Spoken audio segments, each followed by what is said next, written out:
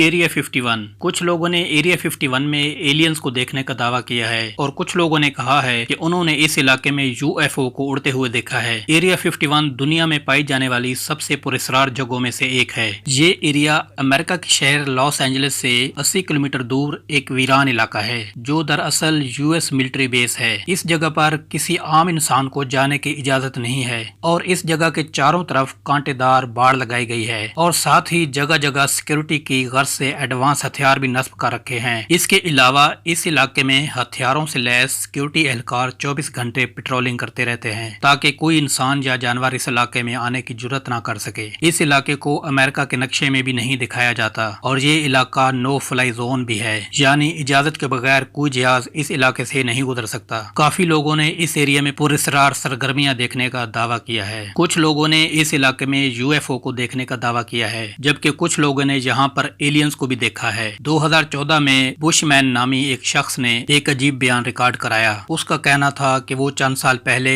Area 51 में aerospace engineer की हैसियत से काम करता था और वो एक एडवांस स्पेस एयरक्राफ्ट पर भी काम कर रहा था। इसका ये भी कहना था कि वहाँ इंसान के साथ साथ एलियंस भी काम करते थे जिनका कद 5 फीट था और वो बहुत ज्यादा ज़हीन भी थे और उनकी उम्रें 200 साल से भी ज्यादा थी। लेकिन अमेरिकी सरकार ने इस दावे को झूठा करार दे दिया कि इस शख्स ने कभी एरिया 51 में कदम भी नहीं रखा। कहा जाता है कि 21 जुलाई 1947 में न्यू मैक्सिको के शहर रूजवेल में यूएफओ क्रैश हुआ था और इसमें एलियन के जिस्म के हिस्से भी मिले थे और आज भी एरिया 51 में उन पर तजर्बात किए जाते हैं। कुछ लोगों का कहना है कि अमेरिका आज तक चांद पर गया ही नहीं। इसी एरिया 51 में अमेरिका ने नील आर्मस्ट्रांग से एक्टिंग करा के चांद पर लैंडिंग करने का ड्रामा रचाया था। कुछ लोगों का ऐसा भी मानना है कि अमेरिका इस खुफिया जगह पर न्यूक्लियर हथियार बना रहा है और तमाम तर न्यूक्लियर तजर्बात भी इसी एरिया में करता है। सच चाहे कुछ भी हो, लेकिन ये तो मानना पड़ेगा कि एरिया 51 एक पुरस्कार जगह है।